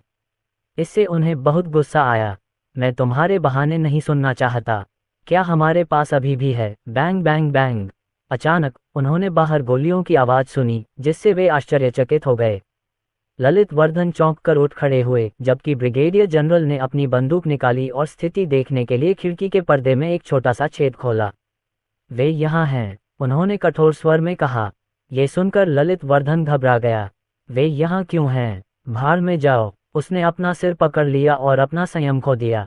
आपको शांत होने की जरूरत है, सेनेटर। चलो यहाँ से चलें। मेरे लोग उन्हें कुछ देर तक रोके रख सकते हैं। ब्रिगेडियर जनरल अजय राठौर ने कांपते सेनेटर को पकड़ लिया और उन्हें कार्यालय से बाहर खींच लिया। Bang bang bang. वहाँ क्या हो रहा है? मुझे स्थिति बताओ। बूढ़े जनरल ने अपने आदमियों से संपर्क किया। सर, हम उन्हें रोक लेंगे। आपको भाग जाना चाहिए। हम उन्हें बांध नहीं सकते। धमाका। बूढ़े जनरल ने गोली चलने की आवाज़ सुनी, जिसके बाद एक हल्की सी आवाज़ आए। ऐसा लगा जैसे कोई फर्श पर गिर पड़ा हो। संचार उपकरण को पकड़ते समय उसके चेहरे पर उदासी छा गई। अध्याय 217 बूढ़े जनरल को मनाना। अध्याय 217 पुराने जनरल को राजी करना। ब्रिगेडियर जनरल अजय राठौर को अपने लोगों की मौत पर बहुत पछतावा हुआ। वह उन्हें अपना परिवार मानते थे, लेकिन उनकी मूर्खतापूर्ण निर्णय के कारण उनमें से कई लोग मारे गए। यदि वह समय को पीछे मोड़ सकते, तो उन्होंने ललित वर्धन के अनुरोध को अस्वीकार कर दिया होता। हालांकि अब पीछे हटने में बहुत देर हो चुकी थी। वह नहीं चाहते थे कि उनके लोगों का बलिदान व्यर्थ जाए, इसलिए वह केवल अपने दांत पीस सकते थे और अपने निर्णय का अंतिम परिणाम देख सकते थे। बूढ़े जनरल ने अपने बचे हुए अधीनस्थों को इकट्ठा किया। वह अपने 7 आदमियों के साथ फिर से इकट्ठा होने में कामयाब रहा। हमें अब जाना होगा। सेनेटर की रक्षा करो, बूढ़े जनरल ने गंभीर आवाज में कहा। सैनिकों ने अपना सिर हिलाया। हाँ सर। जैसे जैसे अधिक दुश्मन सेनाएं अंदर घुसती गईं, गोलियां चलने की आवाजें तेज होती गईं। सौभाग्य से कुछ बहादुर सैनिकों ने उन्हें रोक दिया, जिससे उन्हें पीछे के गेट से बाहर निकलने के लिए पर्याप्त समय मिल गया। अचानक समूह का नेतृत्व कर रहा सिपाही रुक गया। तुम क्या कर रहे हो? ललित वर्धन कर्कश आवाज में चिल्लाया। उसका चेहरा अस्त व्यस्त था और उसमें पहले जैसा सभ्य अधिकारी होने की झलक नहीं थी। जनरल अजय राठौर और सैनिकों ने दुश्मन सेना को देखा, जो अपनी बंदूकें उन पर तान रहे थे। वे जानते थे कि वे अब और बच नहीं सकते। अपने हथियार नीचे रखो। सैनिकों ने अपनी निगाहें ब्रिगेडियर जनरल आनंद प्रताप की ओर घुमा लीं। यदि बूढ़ा जनरल आदेश दे तो वे मरने से नहीं डरते। अपने अधीनस्थों के दृढ़ चेहरे को देखकर बूढ़े जनरल ने मन ही मनाह भरी। वह आत्मसमर्पण करना चाहता था, लेकिन इससे पहले कि वह कुछ कह पाता, रुको, क्या तुम लोग जानते हो कि मैं कौन हूँ? ललित वर्धन आगे बढ़ा। वह घबराया हुआ था, लेकिन उसे यह सुनिश्चित करने के लिए सब कुछ करना था कि वह जीवित रहेगा। मरने के विचार से उसका दिल ठंडा हो गया। वह मृत्यु से डरता था। अपने हथियार नीचे रखो, नहीं तो हम गोली मार देंगे। तुम्हारे पास विचार करने के लिए 5 सेकंड हैं। 5, 4। ललित वर्धन का चेहरा उतर गया जब उन्हें एहसास हुआ कि दूसरे पक्ष को उनकी स्थिति की परवाह नहीं है। 3, 2, NOVALBIN। अपने हथियार नीचे रख दो, जनरल अजय राठौर ने अपने सैनिकों पर चिल्लाते हुए कहा। इसके बाद उन्होंने अपनी बंदूक फर्श पर फेंक दी और अपने हाथ हवा में उठा दिए। बूढ़े जनरल की बातें सुनते ही उसके अधीनस्थों ने तुरंत अपने हथियार नीचे फेंक दिए। ललित वर्धन की आंखें चौड़ी हो गईं और वह अविश्वास से बूढ़े जनरल को देखने से खुद को नहीं रोक सके। आप? ललित वर्धन बूढ़े जनरल की ओर बढ़े और अपना हाथ इस तरह उठाया जैसे वे उनके मुंह पर थप्पड़ मारने वाले हों। टकराना। एक गोली की आवाज आए और उसके बाद ललित वर्धन की सुअर जैसी चीखें सुनाई दीं। मुझे गोली लगी है। उसने मुझे गोली मारी है। जमीन पर गिरते ही उसके चेहरे पर आंसू आ गए। उसने अपने खून बहते पैर को पकड़ लिया और अपनी शर्ट से उस पर पट्टी बांधने की कोशिश की, लेकिन दर्द के कारण उसकी चीख निकल गई। खड़े हो जाओ, एक ठंडी आवाज गूंजी। जनरल अजय राठौर ने अपने सैनिकों को संकेत दिया कि वे आगे न बढ़ें। यदि वे प्रतिरोध का संकेत देंगे तो वे मर जाएंगे। एक आदमी जो दुश्मन सेना का नेता लग रहा था धीरे धीरे बूढ़े जनरल की ओर चला। 2 सशस्त्र सैनिक उसके पीछे पीछे आए और बूढ़े जनरल और उसके अधीनस्थों पर नजर रखी। बूढ़े जनरल के अधीनस्थ तुरंत सामने आ गए और विरोधी पक्ष की ओर सतर्कता से देखने लगे। आप क्या चाहते हैं? कुणाल ने उनकी बात अनसुनी कर दी और बूढ़े जनरल को घूरने लगा।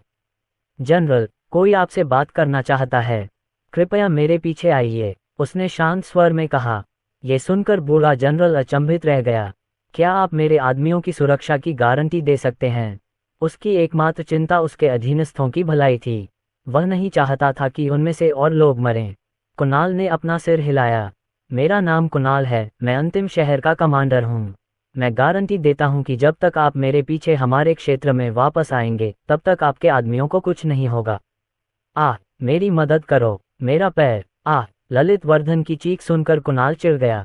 उसने अपने आदमियों पर नजर डाली और वे तुरंत उसके इरादे समझ गए।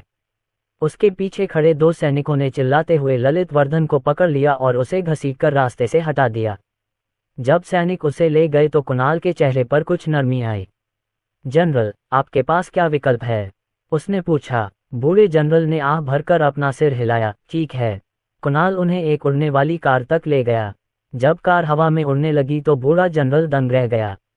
कुणाल उनके पास बैठा था, इसलिए उसने बूढ़े जनरल के चेहरे पर आश्चर्य को तुरंत भांप लिया। यह एक उड़ने वाली कार है और यह केवल हमारे क्षेत्र में ही उपलब्ध है, उसने गर्व से कहा। तुम्हारा क्षेत्र? बूढ़े जनरल ने कुणाल की ओर देखा। क्या तुम उस आखिरी शहर की बात कर रहे हो जिसका तुमने उल्लेख किया था? ये सही है, कुणाल ने सिर हिलाया। हमारे बॉस ने ज़ोंबी सर्वनाश की तैयारी में शहर का निर्माण किया। हम सैकड़ों हजारों लोगों को बचाने में कामयाब रहे।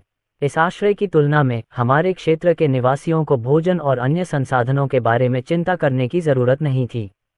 बूढ़ा जनरल ये सुनकर हैरान हुआ। तुम्हारा मतलब है कि तुम्हारे बॉस को ज़ोंबी वायरस के बारे में पहले से ही पता था? फिर उसने दुनिया को इसके बारे में क्यों नहीं बताया? कुणाल ने हंसते हुए कहा, अगर हम जनता को ये भी बता दें कि ज़ोंबी सर्वनाश होगा तो क्या कोई इस पर विश्वास करेगा? बूढ़े जनरल का मुंह फड़क उठा। निश्चित रूप से कोई भी इस पर विश्वास नहीं करेगा। रास्ते में दोनों बातें करते रहे और उनका मुख्य विषय अंतिम शहर से संबंधित था। जब बूढ़े जनरल ने कुणाल से उसके बॉस के बारे में पूछा तो वह केवल मुस्कुराया और कुछ नहीं बोला। तुम्हारा बॉस किस तरह का धार्मिक व्यक्ति है? बूढ़े जनरल को आखिरी शहर के नेता के बारे में जानने की जिज्ञासा हुई। हम लगभग वहां पहुंच चुके हैं, जनरल, कुणाल ने उनके नीचे स्थित द्वीप की ओर इशारा करते हुए कहा। ब्रिगेडियर जनरल अजय राठौर ने खिड़की से झांककर द्वीप को देखा।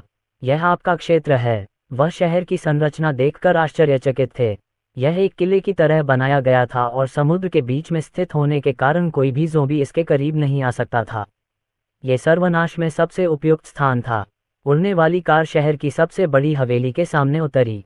बूढ़े जनरल ने चारों ओर देखा और दर्जनों सैनिकों को एक्सोस्केलेटन कवच पहने हुए देखा।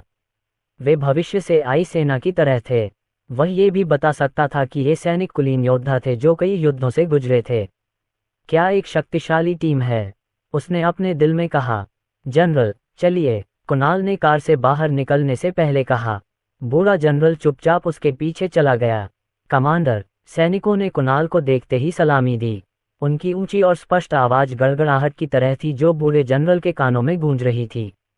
बॉस अंदर तुम्हारा इंतजार कर रहे हैं, कृपया मेरे पीछे आओ, कुणाल ने उससे कहा। ठीक है, आगे बढ़ो। कुणाल ने वृद्ध जनरल को हवेली के अंदर ले जाकर सीधे आदित्य के अध्ययन कक्ष में ले आया। जब वे कमरे में दाखिल हुए तो बूढ़े जनरल ने एक युवक को देखा जो लगभग 25 साल का लग रहा था। उसकी भौहें तलवार जैसी थीं। उसके सुस्पष्ट चेहरे की विशेषताएं उसे अविश्वसनीय रूप से आकर्षक बना रही थीं। आदित्य ने बूढ़े जनरल की ओर देखकर मुस्कुराया और धीरे से अपने पैरों पर खड़ा हो गया। नमस्कार, जनरल आनंद प्रताप। मैं आदित्य सक्सेना हूँ, इस बेस का लीडर। आपसे मिलकर खुशी हुई। ब्रिगेडियर जनरल अजय राठौर को यह जानकर आश्चर्य हुआ कि अंतिम शहर का नेता वास्तव में एक युवा व्यक्ति था। अपने सदमे से उबरने के बाद उन्होंने आदित्य के आगे बढ़े हुए हाथ को पकड़ लिया और हल्के से उसे हिलाया। ये खुशी मेरी है, सर, उन्होंने कहा। कृपया पहले अपनी सीट पर बैठ जाइए। आदित्य ने अपनी डेस्क के सामने वाली सीट की ओर इशारा करते हुए कहा। बूढ़े जनरल ने सिर हिलाया। वह अपनी सीट पर बैठ गया और आदित्य को देखा। आप मुझसे क्या चाहते हैं, सर? उसने धीमी आवाज में पूछा। आदित्य मुस्कुराया। आप वाकई बहुत सीधे इंसान हैं, जनरल। इससे हम दोनों के लिए काम आसान हो जाएगा। मैं जानता हूं कि आपको ललित वर्धन के लिए काम करने के लिए मजबूर किया गया था। इसकी वजह से आपके कई लोग नाहक मारे गए, लेकिन मैं आपको अपनी गलतियों का प्रायश्चित करने का एक मौका जरूर दूंगा। आखिरी वाक्य कहते हुए उसका चेहरा गंभीर हो गया। बूढ़े जनरल ने कुछ नहीं कहा और वह गहरी सोच में डूबे हुए लग रहे थे। जनरल, अगर मुझे आपके चरित्र के बारे में पता न होता तो मैं पहले ही अपने आदमियों को आपके अधीनस्थों को मारने का आदेश दे चुका होता, लेकिन मैंने आपको एक और मौका देने का फैसला किया। ये कहते हुए आदित्य की आवाज़ ठंडी थी।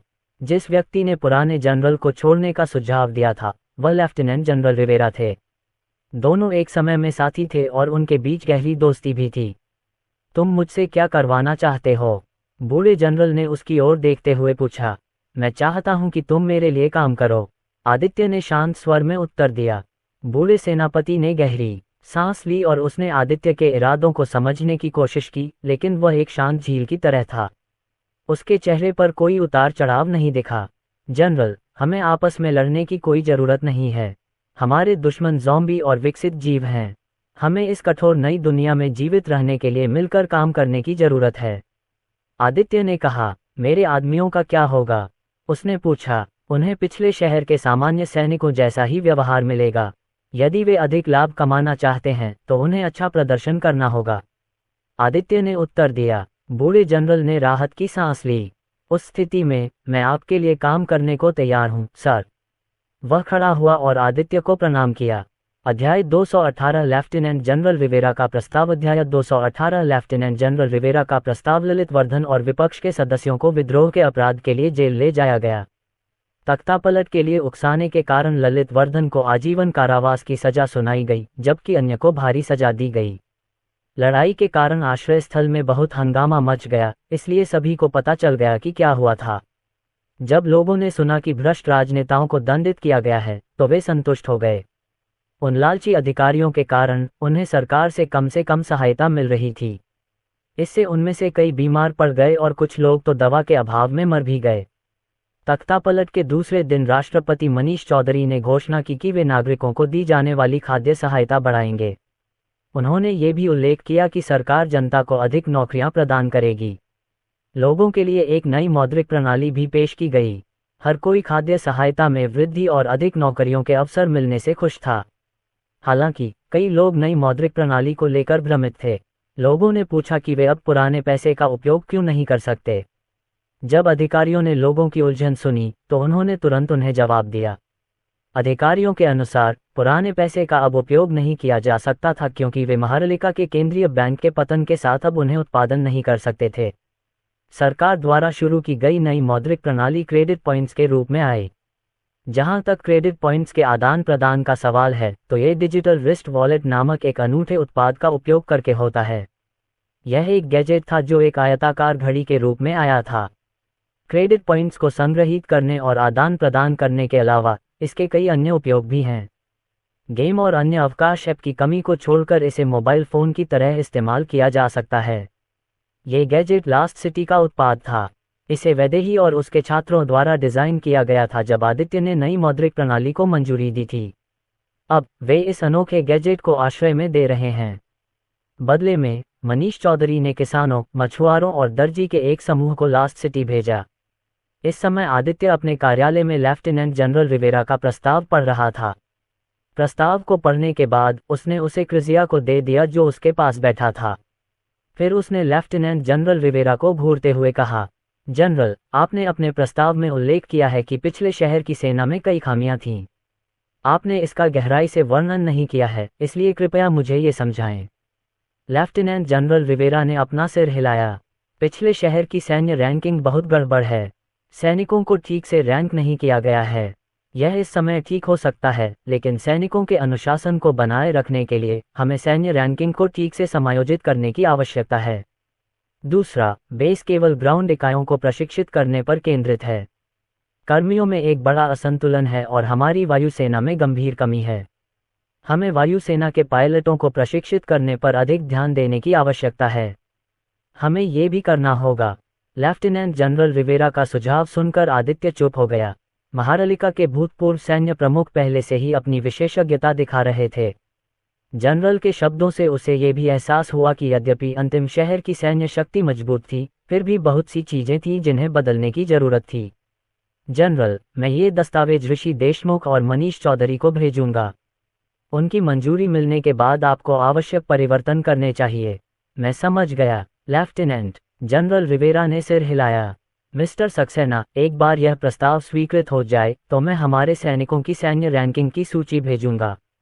आप बेस के नेता हैं, इसलिए आपको सैन्य अधिकारियों की नियुक्ति करनी होगी। आदित्य ने समझ में सिर हिलाया। ठीक है, मैं यहाँ सिर्फ इसीलिए आया हूँ। आपके समय के लिए धन्यवाद। लेफ्टिनेंट जनरल रिवेरा ने कार्यालय छोड़ने से पहले खड़े होकर सलामी दी। तुम उसके प्रस्ताव के बारे में क्या सोचते हो? आदित्य ने क्रिजिया से पूछा जो प्रस्ताव पढ़ रही थी। क्रिजिया ने अपना सिर हिलाया। मैं सेना के बारे में कुछ नहीं जानती, लेकिन मेरा मानना है कि महारलिका के सशस्त्र बलों के पूर्व प्रमुख के रूप में लेफ्टिनेंट जनरल रिवेरा जानते हैं कि सेना के लिए क्या सबसे अच्छा है। वह एक भरोसेमंद और वफादार आदमी हैं। अगर आपको चिंता है तो हम इस बारे में वैदेही की राय पूछ सकते हैं। इसकी कोई ज़रूरत नहीं है। आदित्य ने अपना सिर हिलाया। मैंने कमांडिंग जनरल की अधिकांश बातें समझ लीं। उनका प्रस्ताव वाकई बहुत बढ़िया है और इससे आखिरी शहर की सेना और भी ज़्यादा एकजुट और अनुशासित हो जाएगी। हम भाग्यशाली हैं कि वे हमारे बेस में हैं। ये सुनकर क्रिजिया ने सहमति में सिर हिलाया। वैसे डिजिटल कलाई वॉलेट का उत्पादन कैसा है? आदित्य ने विषय बदल दिया। हमारे कारखाने पहले से ही उन पर काम कर रहे हैं और हमने इस परियोजना पर काम करने के लिए और लोगों को काम पर रखा है। दोनों ठिकानों की आबादी जल्द ही 4 मिलियन तक पहुंच जाएगी, इसलिए कारखानों को उतना ही डिजिटल कलाई वॉलेट बनाने की जरूरत है। कच्चे माल की हमारी आपूर्ति अभी भी सामान्य स्तर पर है, लेकिन इस बड़े पैमाने पर उत्पादन के साथ वे जल्द ही कम हो जाएंगे। बॉस, हमें जितनी जल्दी हो सके अधिक कच्चे माल इकट्ठा करने की जरूरत है। आदित्य के सहायक के रूप में क्रिजिया को बेस के बारे में लगभग सब कुछ पता था। उसने आदित्य को भेजे गए अधिकांश दस्तावेजों को भी संभाला, इसलिए वह इस बात से बहुत स्पष्ट थी कि बेस के साथ क्या चल रहा था। हमारे पास कितने दिन हैं इससे पहले कि हमारा कच्चा माल महत्वपूर्ण स्तर पर पहुंचे? आदित्य ने दराज से एक दस्तावेज निकालते हुए पूछा। ये डिजिटल कलाई वॉलेट बनाने के लिए आवश्यक कच्चे माल की सूची के बारे में था। क्रिजिया ने गहरी सोच में पड़कर अपनी भौहें सिकोड़ लीं। हमारे कारखानों ने शेल्टर से आने वाले बड़े ऑर्डरों के कारण उत्पादन बढ़ा दिया है। मेरा मानना है कि हमारे पास कच्चे माल के महत्वपूर्ण स्तर तक पहुंचने से पहले केवल 3 से 5 दिन ही बचे हैं। आदित्य ने उसकी बातें सुनकर नाक भान सिकोड़ी। डिजिटल कलाई बटुए के लिए कुछ कच्चे माल सैन्य उपकरणों के लिए महत्वपूर्ण सामग्री थे। उन्हें खोने से इन सैन्य उपकरणों के उत्पादन पर बहुत प्रभाव पड़ेगा। सेना लगातार तैनात रहती थी और सैन्य संसाधनों की खपत बहुत अधिक थी। इनमें से एक भी उपकरण खोने से सैनिकों पर नकारात्मक प्रभाव पड़ता। आदित्य ऐसा नहीं चाहते थे। इस मामले को जल्द ही संबोधित करने की आवश्यकता है। कच्चे माल की निकासी कैसे हो रही है? उन्होंने पूछा। पिछले शहर में पहले से ही कच्चे माल को इकट्ठा करने के लिए एक टीम जिम्मेदार थी। रहस्यमय ऐप से उन्हें जो पुरस्कार मिले उनमें गहरे पानी की खनन तकनीक का खाका था। बेस ने पहले से ही उपकरण बना लिया था, लेकिन क्योंकि यह उपकरण सभी के लिए नया है, इसलिए श्रमिक अभी भी इसका उपयोग करने में अच्छे नहीं हैं। इसके अलावा समुद्र भी विकसित समुद्री जीवों से भरा हुआ है और नौसेना को पानी के नीचे खनन टीम को बचाने के लिए वहां होना पड़ा। दुर्भाग्य से वे अभी भी अच्छा प्रदर्शन नहीं कर रहे हैं। विकसित समुद्री जीवों की उपस्थिति ने कच्चे माल के खनन की कठिनाई को बढ़ा दिया है। हमारे नौसेना के जवान भी कई क्षेत्रों में तैनात हैं, इसलिए 200 सैनिकों वाला केवल एक जहाज ही पानी के नीचे खनन दल की सुरक्षा कर रहा है। क्रिजिया ने बताया। आदित्य ने अपनी ठोड़ी को रगड़ते हुए मेज पर अपनी उंगलियां थपथपाईं। ये कुछ ऐसा था जो वह अनजाने में ही कर देता था जब वह गहरी सोच में डूबा होता था। पानी के अंदर खनन करने वाली टीम की सुरक्षा के लिए 3 और जहाज भेजो। उनकी सुरक्षा के लिए कम से कम 1000 नौसेना कर्मियों की जरूरत होगी। साथ ही उपकरणों का उपयोग करने के लिए अधिक श्रमिकों को प्रशिक्षित करो। कोई बात नहीं, मैं नौसेना से निपट लूंगा। तुम जाओ और मानव संसाधन विभाग से पानी के अंदर खनन करने वालों के लिए भर्ती नोटिस लगाने के लिए कहो। हाँ बॉस, क्रिजिया ने अपना सिर हिलाया। अब आप जा सकते हैं। आदित्य ने हाथ हिलाया। क्रिजिया ने उसे प्रणाम किया और कार्यालय से बाहर चला गया। इस बीच आदित्य ने अपने कार्यालय से बाहर जाने से पहले अपनी मेज पर दस्तावेजों को छांटा। फिर वह बेस के सबसे मजबूत युद्धपोत पोसेडॉन 001 की ओर एक उड़ने वाली कार पर सवार हो गया। आदित्य ने फतेह राठी को बताया कि वह उनसे मिलने आएगा। जहाज बेस से ज्यादा दूर नहीं था क्योंकि इसका मुख्य कार्य प्रशांत महासागर को सुरक्षित करना था। विकसित समुद्री जीवों के उभरने के कारण अब महासागर अधिक खतरनाक हो गया था। फंसे हुए नागरिकों को बचाने के अलावा नौसेना महासागर पर नजर रखने के लिए भी जिम्मेदार थी। अगर कोई भी खतरनाक प्राणी बेस के पास आता तो वे उसे तुरंत खत्म कर देते। जब उड़ने वाली कार उतरी तो आदित्य वाहन से बाहर निकल आया। नमस्कार बॉस, फतेह राठी ने सलामी दी। उसके पीछे खड़े अफसरों ने भी आदित्य को सलामी दी। आदित्य ने उन्हें देखकर मुस्कुराया। कैसे हो आप लोग? क्या यहाँ सब ठीक चल रहा है? फतेह राठी ने हल्की मुस्कान के साथ कहा, विकसित समुद्री जीवों के और भी दृश्य देखे गए हैं, लेकिन सब कुछ अभी भी हमारे नियंत्रण में है। आपको चिंता करने की कोई जरूरत नहीं है बॉस। ये सुनकर अच्छा लगा। अचानक आदित्य का चेहरा गंभीर हो गया। मुझे अभी भी कहीं जाना है, इसलिए मैं जल्दी से यह काम पूरा कर लूंगा। एडमिरल, मुझे पानी के नीचे खनन दल की सुरक्षा के लिए 3 और जहाज़ों की आवश्यकता है और उनकी सुरक्षा के लिए कम से कम 1000 कर्मचारी होने चाहिए। हमारे सैन्य उपकरणों के लिए कच्चा माल गंभीर स्तर पर पहुंचने वाला है, इसलिए हमें इन उपकरणों की कमी को रोकने के लिए और अधिक इकट्ठा करना होगा। मैं समझ गया। फतेह राठी ने गहरी सांस ली। ठीक है, मैं खनन दल को ले जाने के लिए 3 जहाज और 1000 नौसेना कर्मियों को भेजूंगा।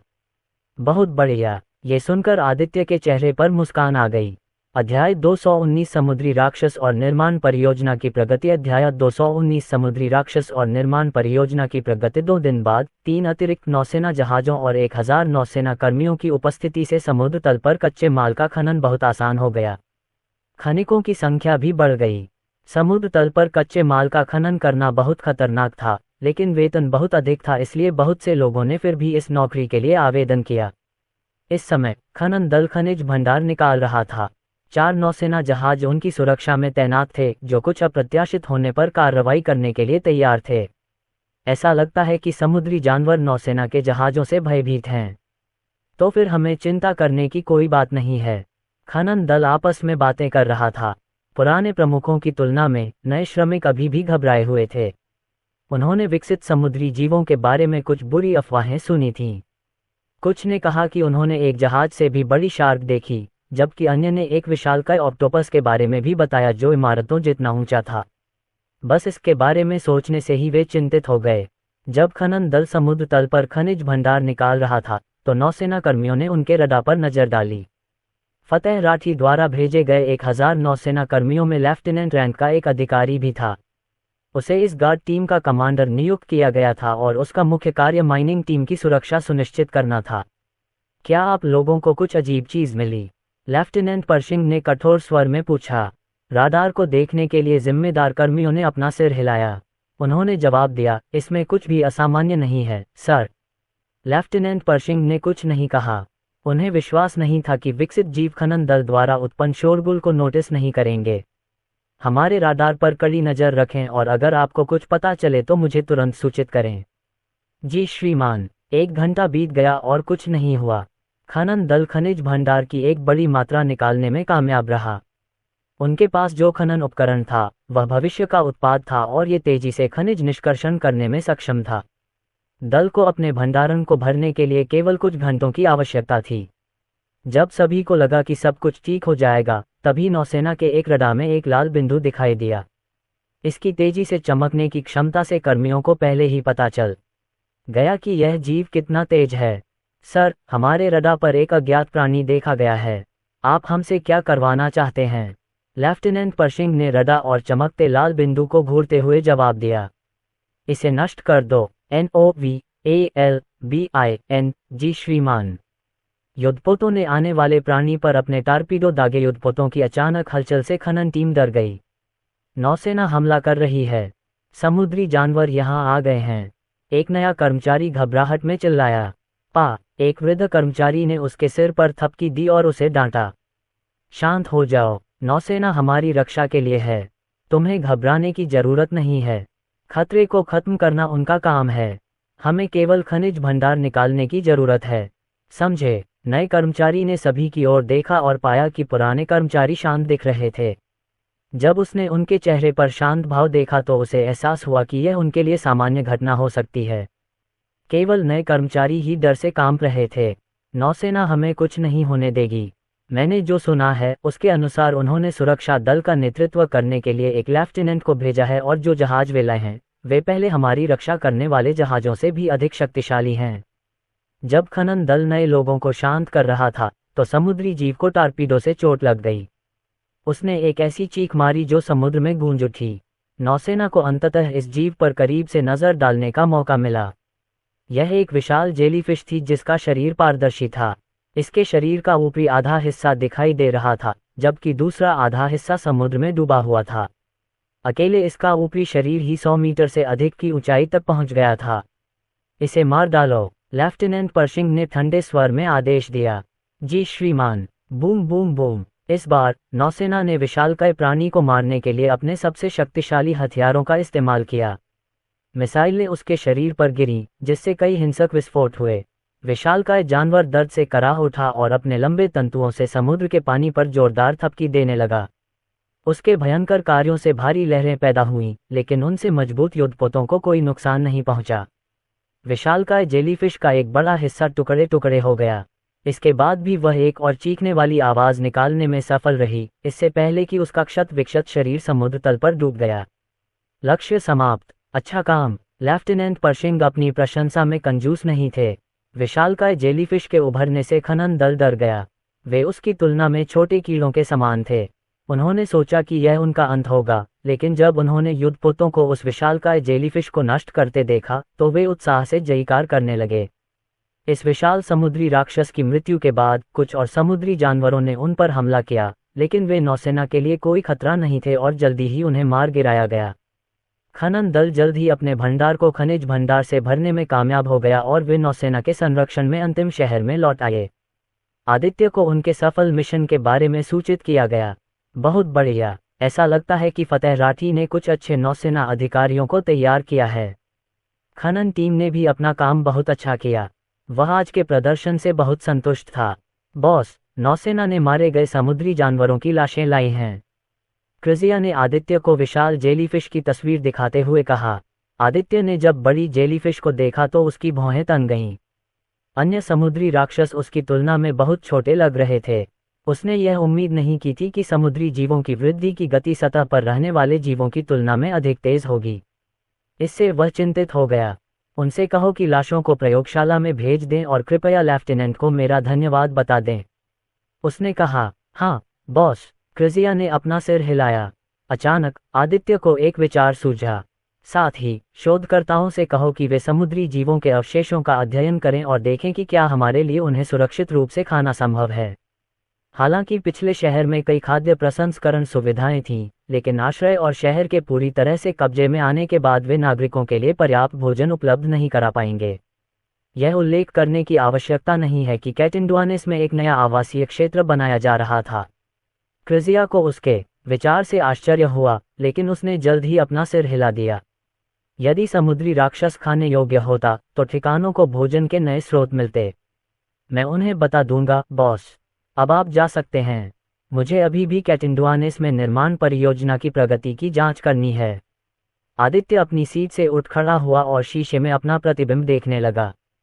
ठीक है बॉस, अपना ख्याल रखना। क्रिजिया ने उन्हें प्रणाम किया और कार्यालय से बाहर चली गई। अपने बाल और कपड़े व्यवस्थित करने के बाद आदित्य कैटिंडुआनिस में निर्माण स्थल पर चला गया। उन्होंने अपने दौरे के बारे में किसी को सूचित नहीं किया था, इसलिए उड़ती हुई कार के अचानक आगमन से कर्मचारी आश्चर्यचकित हो गए। कौन है वो? मुझे नहीं मालूम। क्या ये कोई सैन्य अधिकारी है? बेस में केवल कुछ शक्तिशाली लोगों के पास ही उड़ने वाली कार है। मुझे आश्चर्य है कि अंदर कौन है। उड़न कार निर्दिष्ट लैंडिंग क्षेत्र में उतरी। ये स्थान प्रतिबंधित था और केवल कुछ महत्वपूर्ण व्यक्ति ही परिसर में प्रवेश कर सकते थे। नागरिक केवल धातु की रेलिंग के पीछे खड़े होकर ही उड़न कार को देख सकते थे। पार्किंग क्षेत्र बहुत दूर था, इसलिए वे स्पष्ट रूप से नहीं देख सकते थे कि वाहन से कौन बाहर निकला। जब पार्किंग क्षेत्र के कर्मचारियों ने आदित्य को कार से बाहर आते देखा तो वे दंग रह गए। वे तेजी से उसके पास गए और सिर झुका लिया। नमस्कार बॉस, आदित्य ने मुस्कुराकर हाथ हिलाया और पूछा, टेरेंस और काल कहाँ हैं? ऋषि देशमुख इस निर्माण परियोजना के प्रमुख थे, लेकिन अब वे आधिकारिक मामलों से निपटने में व्यस्त थे, इसलिए तरुण मेहरा ने उनका स्थान ले लिया। ये काम ल्यूक मोंटेफाल्को को करना चाहिए था, लेकिन वे भी शहर में कुछ अन्य मामलों को संभालने में व्यस्त थे। सर टेरेंस अपने कार्यालय में हैं, हम आपको वहां ले चलेंगे, मजदूरों ने उत्तर दिया। ठीक है, आगे बढ़ो, आदित्य ने सिर हिलाया। इस बीच नागरिक तब हैरान रह गए जब उन्होंने देखा कि पार्किंग क्षेत्र के कर्मचारी वाहन से बाहर निकले व्यक्ति को प्रणाम कर रहे थे। ये बॉस है, बॉस यहाँ है। ओह शट, वापस काम पर दोस्तों। यहाँ के ज्यादातर नागरिक निर्माण कार्य में लगे हुए थे। जब उन्हें पता चला कि जो व्यक्ति आया है वह आदित्य है, तो वे तुरंत काम पर वापस चले गए। आदित्य बेस में सबसे सम्मानित व्यक्ति था, लेकिन वे उससे डरते भी थे। आदित्य को इस बात का पता नहीं था। वह बस मजदूरों के पीछे पीछे टेरेंस के कार्यालय की ओर चला गया। जल्द ही वे एक छोटे से कार्यालय के सामने पहुंच गए। टेरेंस और काल दोनों को पहले से ही उसके आगमन के बारे में पता था, इसलिए वे कार्यालय के सामने उसका इंतजार कर रहे थे। उसके आगमन पर दोनों ने हल्के से अपना सिर झुका लिया। मालिक, औपचारिक होने की कोई आवश्यकता नहीं है। मैं यहाँ निर्माण की प्रगति देखने आया हूँ। मैंने ऊपर से स्थिति देखी है, लेकिन मुझे विस्तार से बताओ। आदित्य ने उनके कंधे थपथपाए। ये सुनकर टेरेंस ने अपना सिर हिलाया। ठीक है, चलो मेरे कार्यालय के अंदर बात करते हैं।